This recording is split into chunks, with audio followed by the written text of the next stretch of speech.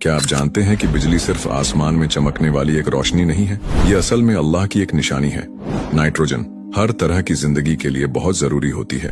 हमें नाइट्रोजन पौधों से मिलती है या फिर उन एनिमल्स से जो पौधे खाते हैं, और पौधों को ये नाइट्रोजन मिट्टी से मिलती है।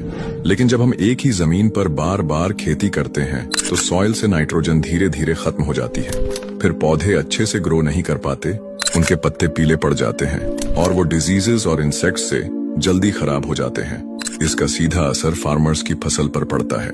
इस प्रॉब्लम का सॉल्यूशन है सॉइल में फिर से नाइट्रोजन को वापस डालना। अब इंटरेस्टिंग बात यह है कि हमारी हवा में 78% नाइट्रोजन मौजूद होती है, लेकिन ये ऐसे फॉर्म में होती है जिसे प्लांट्स इस्तेमाल नहीं कर सकते, क्योंकि ये दो नाइट्रोजन एटम्स के बीच एक बहुत स्ट्रॉन्ग ट्रिपल बॉन्ड होता है। इस बॉन्ड को तोड़ने के लिए करीब 9.8 इलेक्ट्रॉन वोल्ट्स की एनर्जी चाहिए, जो कि बहुत ज्यादा होती है। नेचर में ये प्रोसेस दो तरीकों से होता है, उनमें से एक है लाइटनिंग।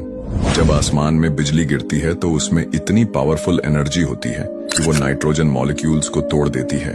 फिर ये नाइट्रोजन एटम्स ऑक्सीजन के साथ मिलकर नाइट्रोजन ऑक्साइड्स बनाते हैं। ये गैसेस बादलों में पानी की बूंदों के साथ मिलती है और फिर बारिश के जरिए जमीन तक आती है।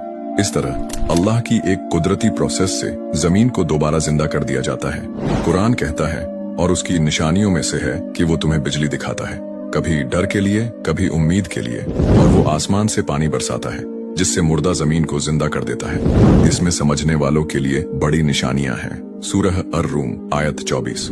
हर निशानी एक सबक देती है कि ये कायनात यूं ही नहीं बनी। हर बूंद, हर बादल, हर बिजली अपने रब की पहचान करवाती है। अब फैसला आपका है। इन निशानियों को देखकर भी अगर दिल न बदले तो और क्या बचेगा। ऐसे ही दिलचस्प इस्लामिक कंटेंट के लिए चैनल को सब्सक्राइब कर लें।